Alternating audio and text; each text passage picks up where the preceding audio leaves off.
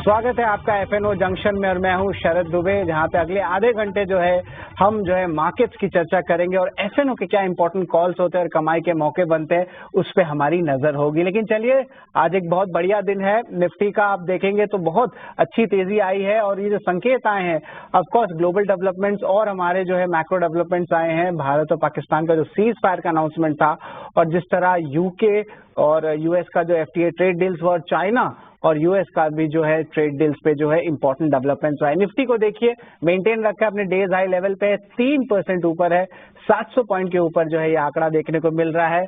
और अगर Nifty bank के बारे में बात करें तो यहाँ पे भी जो एक अच्छी उछाल है और ये मेंटेन किया गया है। यहाँ पे भी 1500 पॉइंट से ऊपर का जो उछाल निफ्टी बैंक को देखने मिल रहा है 55,170 लेवल्स पे।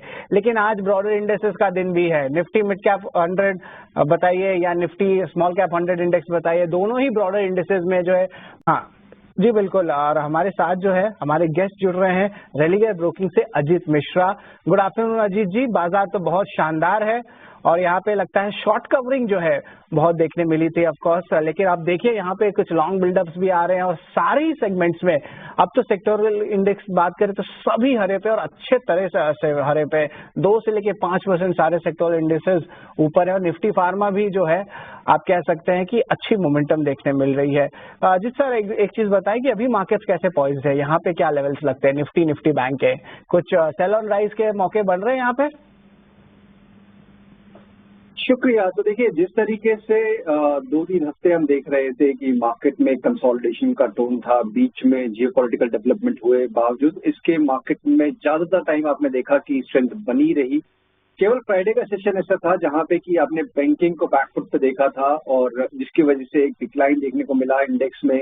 20 EMA का रीटेस्ट हुआ निफ्टी में और आज जैसे ही हमने देखा कि जियोपॉलिटिकली थोड़ी सी भी स्टेबिलिटी मार्केट में वापस लौटी तो मार्केट ने एक स्ट्रांग रिकवरी दिखाई।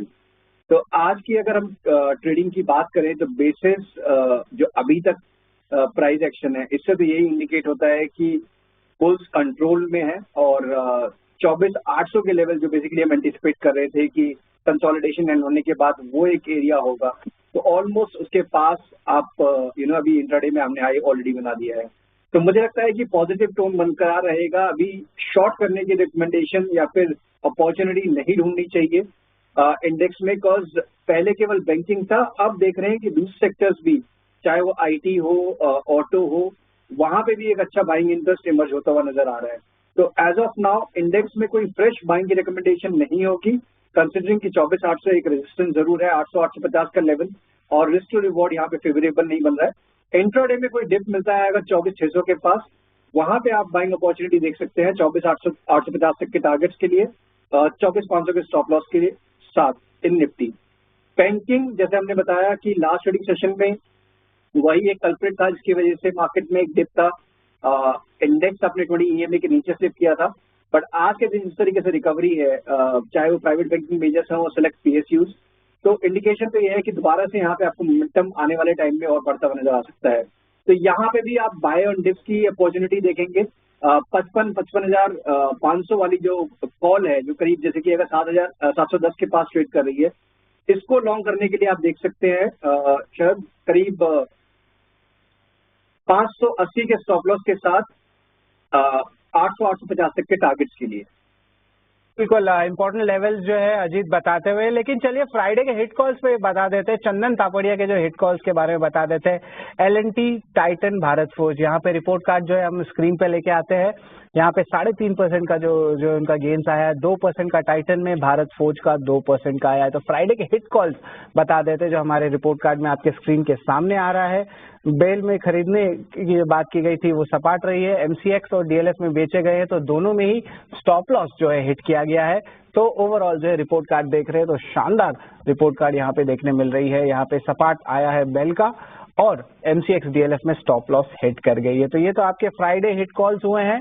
लेकिन अब चलते हैं अजीत जी, लॉन्ग बिल्डअप स्टॉक्स कहाँ है, उस पे जो है हमारी नजर रहेगी। तो ओवरऑल जो है अजीत जी, जी बिल्कुल। तो लॉन्ग बिल्डअप वाले क्या जो स्टॉक्स हैं उस पे हम देखते हैं ताज़ा खरीदारी वाले, तो 3 स्टॉक्स जो है हमारे नज़र में आ रहे हैं। डीएलएफ, यहाँ पे ऑफ कोर्स देखें तो निफ्टी रियलिटी इंडेक्स में सस्टेन्ड बाइंग आ रही है। पिछले 2 से 3 सेशन में जो भारी गिरावट रियलिटी में देखने मिली, तो यहाँ पे एक अच्छी मूवमेंट आ रहा है। इंडियन होटल्स स्टॉक 7% ऊपर है और ऑफ कोर्स यहाँ पे फ्यूचर्स में भी अच्छी मोमेंटम देखने मिल रही है। और यहाँ पे जिस तरह जो है ओवरऑल जो है कॉर्पोरेट ट्रैवल या जो टूरिज्म है, समर हॉलीडेज है, वो वापस आ सकती है, उसके कारण जो है बाजार यहाँ पे इनको प्रीमियम दे रहा है। Coforge one of the important ticks है मिड कैप आईटी स्पेस में, जहाँ पे हमारी बात हो रही है ब्रोकर से, यहाँ पे इंस्टीट्यूशनल बाइंग भी थोड़ी देखने मिल रही है। तो ये 3 अहम स्टॉक्स है ताज़ा खरीदारी वाले, लॉन्ग बिल्डअप हो रही है यहाँ पे। तो इस पे क्या राय रहेगी आपकी इन तीनों में, जरा बताएं अजित।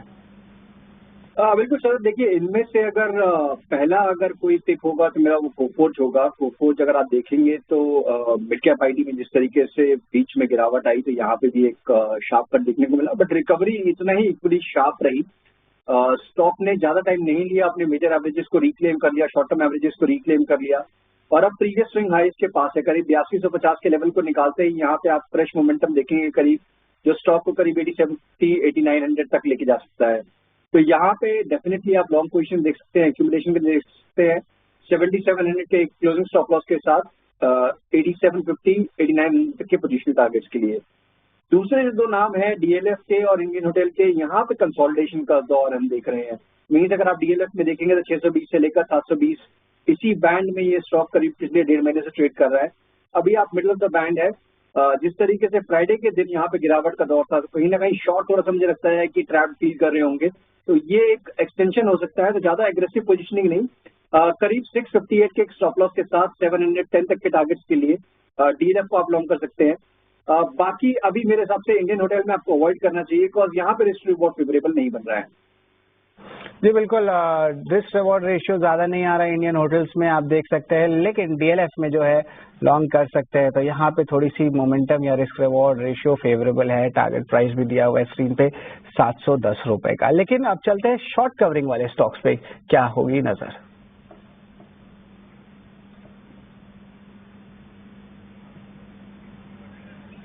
जी बिल्कुल, शॉर्ट कवरिंग वाले स्टॉक्स की अगर हम बात करें तो यहाँ पे 3 अहम स्टॉक्स आते हैं सामने। अदानी ग्रुप से अदानी एंटरप्राइजेज है, यहाँ पे अच्छी मोमेंटम देखने मिल रही है, one of the top gainers भी आपके निफ्टी इंडेक्स में है। टाटा पावर बहुत दिनों बाद जो है यहाँ पे एक अच्छी मोमेंटम देखने मिल रही है, थोड़ी सस्टेन बाइंग भी आ रही है।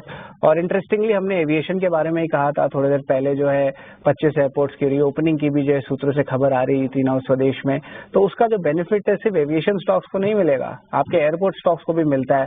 और याद रखिए अदानी की एयरपोर्ट्स भी जो है अदानी एंटरप्राइजेज में ही वैल्यू आती है, तो वो भी रब ऑफ इफेक्ट आपको दोनों ही स्टॉक्स का आपको स्क्रीन पे देखने मिल रहा है। इंटरेस्टिंगली टाटा पावर पे भी जो है अच्छी मोमेंटम देखने मिल रही है, थोड़ी बीट एंड डाउन स्टॉक भी थी, लेकिन अब इन तीनों स्टॉक्स में शॉर्ट कवरिंग देखने मिल रहा है। अभी कितना सस्टेन करेगा ये बताएंगे अजित सर। 3 नाम है आपके सामने, अदानी एंटरप्राइजेस, जीएमआर एयरपोर्ट्स और टाटा पावर। तो यहाँ पे शॉर्ट कवरिंग जो इन तीनों में हो रही है, तो एक सस्टेन कौन करेगा इनके लेवल्स, ये बताएं। और इन तीनों में से अट्रैक्टिव सबसे ज्यादा क्या है?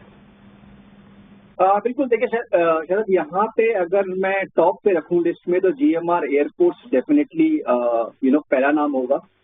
जिस तरीके से अभी हमने देखा है कि स्टॉक में कुछ खास गिरावट भी नहीं हुई, अभी बीच में एक डिप आया था, स्टॉक ने अपने लॉन्ग टर्म एवरेजेस को रीटेस्ट किया और उतना ही equally strong recovery with volume इसमें देखने को मिल रहा है। तो यहाँ पे मोमेंटम ज्यादा है, तो जो बेसिकली मोमेंटम प्ले करना चाहते हैं उनके लिए जीएमआर ज्यादा बेटर बेट होगा। 8550 जो कि शॉर्ट टर्म एवरेजेस है वो आपका सपोर्ट एरिया, वो आपका स्टॉप लॉस, और करीब 94-96 तक के टारगेट। तो रिस्क रिवॉर्ड 1:1.5 का, तो जो मोमेंटम प्लेयर्स हैं उनके लिए ये। उसके बाद अगर सेलेक्ट करना है जो कि एक ग्रेजुअल अपमूव जहाँ पे एंटिसिपेटेड है, वो है टाटा पावर का। तो इसमें भी देखेंगे आप एक कंसोलिडेशन का टोन, बट एक मार्जिनल डिप के साथ दोबारा से रिकवरी का अटेम्प्ट, अपने मेजर एवरेजेस को यहाँ पे भी रिक्लेम किया है। क्लोजिंग इंपॉर्टेंट होगी, अगर आज आप 386 के ऊपर क्लोज कर पाते हैं स्टॉक में, तो मान के चलिए 410-415 तक के लेवल्स आपको नियर टर्म में देखने को मिल सकते हैं। तो यहाँ पे भी बाइंग की रिकमेंडेशन होगी 378 के स्टॉप लॉस के साथ 410 तक के टारगेट्स के लिए। अदानी एंटरप्राइज में कहूंगा कि थोड़ा सा यहाँ पे भी वेट एंड वॉच रखिए, बिकॉज आपके जो मेजर एवरेजेस हैं उनके रेजिस्टेंस आपके करीब 2500-2550 के जोन के पास हैं। तो यहाँ पे रिस्क रिवॉर्ड मेरे को फेवरेबल नहीं है। इसके लिए अभी जब तक 2500 के लेवल को ये डिसाइसिवली क्रॉस करके सस्टेन नहीं करता है, अदानी को आप अवॉइड कर सकते हैं। टोटल कॉल्स तीनों स्टॉक्स पे, लेकिन अब चलिए एक नई न्यूज पे चलते हैं। भारत, स्वागत है आपका एफएनओ जंक्शन में, और अब चलते हैं शॉर्ट बिल्डअप वाले स्टॉक्स पे जहां पे हमारी रहेगी नजर।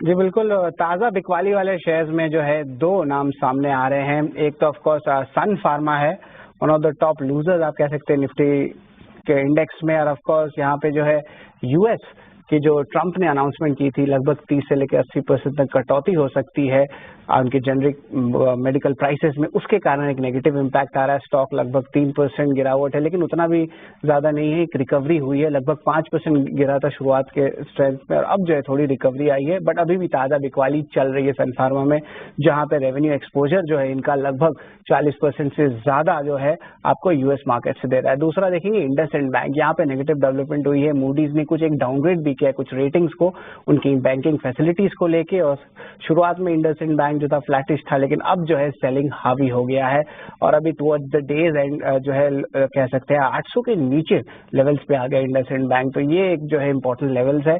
अब इन दोनों स्पेस में जो है अजीत जी सबसे पहले खास करके इंडसइंड बैंक के बारे में बताएं। सन फार्मा में तो हम थोड़ी रिकवरी भी देख रहे हैं, लेकिन इंडसइंड बैंक यहाँ से जो है नेगेटिव न्यूज फ्लोज भरते जा रहे हैं, एंड ऑफ कोर्स यहाँ पे इश्यूज भी आ रहे थे डेरिवेटिव्स को लेकर, और अभी भी इन्वेस्टिगेशन चल रही है।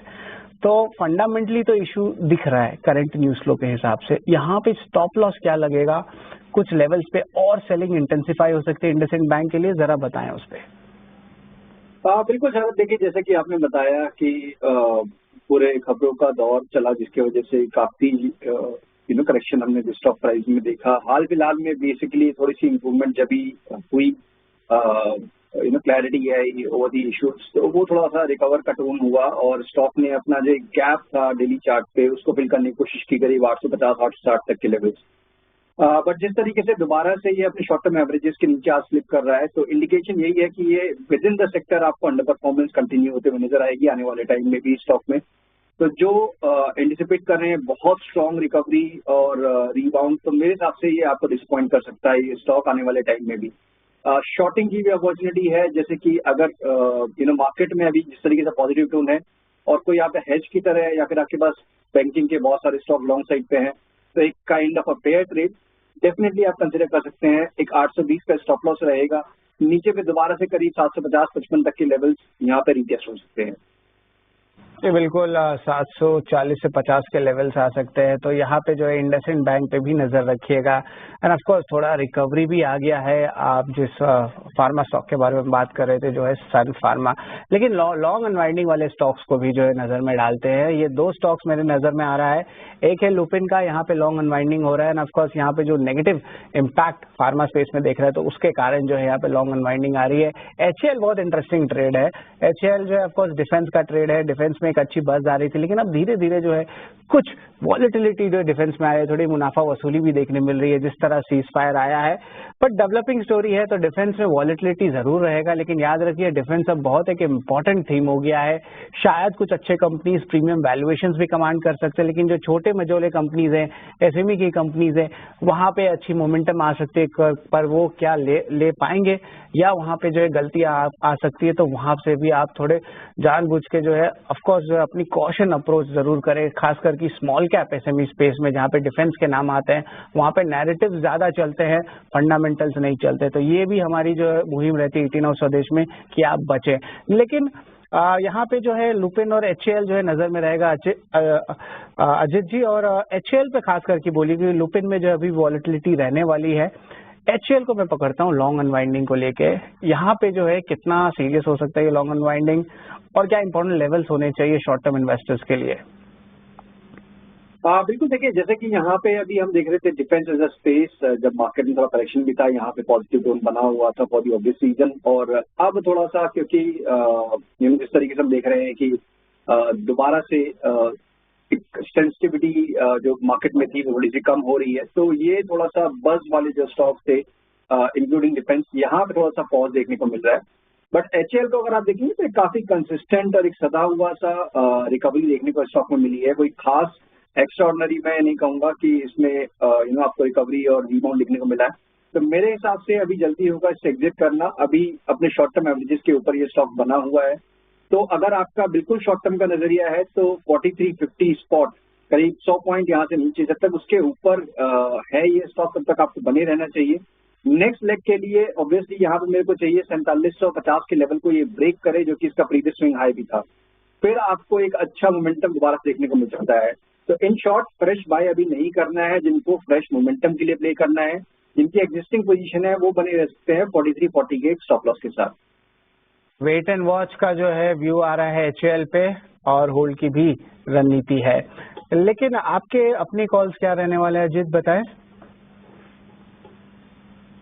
जिस तरीके से हम बात कर रहे थे कि बैंकिंग तो है ही है, अब दूसरे सेक्टर्स भी कहीं ना कहीं आज पार्टिसिपेट कर रहे हैं। तो आईटी जो कि काफी हद तक अभी अंडर परफॉर्म किया और रिकवरी का एक टोन देखने को मिला। वहां पे HCL टेक को अगर आप देखेंगे तो अपने लॉन्ग टर्म एवरेजेस को आज बहुत डिसाइसिवली इसने रिक्लेम किया है, और इंडिकेशन ये है कि मोमेंटम आने वाले टाइम में और फर्दर स्ट्रेंथन हो सकता है। करीब 1715 तक के लेवल्स एंटिसिपेटेड है कि HCL टेक में आपको दिख जाए, तो 1595 के स्टॉप लॉस के साथ यहाँ पे आप लॉन्ग पोजीशन बना सकते हैं। साथ ही साथ ऑटो एज अ पैक, यहाँ पे भी मुझे लग रहा है कि कुछ एक सिलेक्टिव नाम जैसे कि मारुति, इनमें एक फ्रेश ट्रैक्शन आ सकता है। ब्रॉडर कंसोलिडेशन रेंज में ये कंसोलिडेट किया है, लोअर बैंड के पास एक बाइंग पिवट फॉर्म करने के बाद एक ग्रेजुअल रिकवरी देखने को मिली है, तो यहाँ पे भी रिकवरी फर्दर स्ट्रेंथन हो सकती है। करीब 13100 तक के लेवल्स नियर टर्म में नजर आ सकते हैं, तो 12200 के स्टॉप लॉस के साथ मारुति को भी आप लॉन्ग कर सकते हैं। जी बिल्कुल, इन दोनों पिक्स पे भी नजर रखिएगा, खासकर की मारुति पे। HCL टेक भी देखिए स्क्रीन पे है, टारगेट 1715 का है बाय रेटिंग के साथ, और स्टॉप लॉस है 1595 का। लेकिन अजित, एक न्यूज फ्लो आया है और ये थोड़ा पर्सनल भी है और सबके लिए भी थोड़ी सी जो है सैडनेस जरूर है। विराट कोहली ने जो है आप कह सकते हैं रिटायरमेंट ले लिया है टेस्ट से, तो ऑफ कोर्स ये तो सबको ही थोड़ा सा सदमा जरूर लगा है, लेकिन वो बहुत बड़े अच्छे प्लेयर रहे हैं। और FNO स्पेस में भी ना सबके एक विराट कोहली होते हैं, जहाँ पे जो है सब ट्रेडर्स होते हैं, जहाँ पे वो विराट कोहली को चूज करते हैं इर्रेस्पेक्टिव ऑफ द सिचुएशन। तो आपका विराट कोहली अगर स्टॉक में पता करे, FNO स्टॉक में अगर मंथली चार्ट में भी देखे करंट लेवल्स पे, तो कौन rock solid Virat Kohli stock रहने वाला है? बहुत सारे सेक्टर्स बहुत अच्छा कर रहे हैं, तो मुझे लगता है कि इस तरीके के मार्केट में मारुति ने काफी हद तक अभी एक साइडवेज टोन पकड़ रखा था, तो यहाँ पे मुझे लगता है कि स्टेबिलिटी जो कि जिस तरीके से हम एक कंसिस्टेंट पेयर में देखते हैं वो देखने को मिलेगी आने वाले टाइम में, बावजूद इसके कि मार्केट में शायद आपको वॉलिटिलिटी फॉर सम रीजन और दी अदर बढ़ती हुई नजर आए। तो यहाँ पे मुझे लगता है कि इस मंथ के लिए ये एक अच्छा प्लेयर हो सकता है, जो कि स्टॉक आपको डिसअपॉइंट ना करे अगर मार्केट गिरे भी, और जब रिकवरी आए तो इसमें रिकवरी थोड़ी सी और स्ट्रेंथन, क्योंकि अभी ज्यादा लोगों का ध्यान नहीं है स्टॉक पे। ध्यान ज्यादा है नहीं, थोड़ी मार्केट शेयर की भी लॉस हुई है। पहले 50% कमांड करता था, अभी 40-42 पे आ गया है। तो ऑफ कोर्स यहाँ पे किस तरह लॉन्चेस आता है, ईवी सेगमेंट पे क्या ग्रोथ स्टोरी रहती है, तो उस पे जो है पूरी फोकस रहेगी। लेकिन विराट कोहली जो मार्केट का है, मारुति सुजुकी, ये अजीत कह रहे हैं टारगेट प्राइस है 13,100 रुपए का, स्टॉप लॉस 12,200 का। बाजार में इस स्टॉक पे ज्यादा नजर नहीं है, लेकिन आज दिन के ट्रेड में भी 12,500 के ऊपर 2% के ऊपर जो है स्टॉक में तेजी आ रही है। अजीत, आपकी तरफ से कोई डिस्क्लेमर? शुक्रिया शरद। तो देखिए, जो भी स्टॉक्स हमने डिस्कस किए हैं, पर्सनली मैं कोई भी स्टॉक होल्ड नहीं करता हूं, बट हमारे क्लाइंट्स के पास पोजीशंस हो सकती हैं। बिल्कुल, धन्यवाद अजीत, आपने समय निकाला ET Now स्वदेश के लिए। आज के शो के लिए बस इतना ही, देखते रहिए ET Now स्वदेश।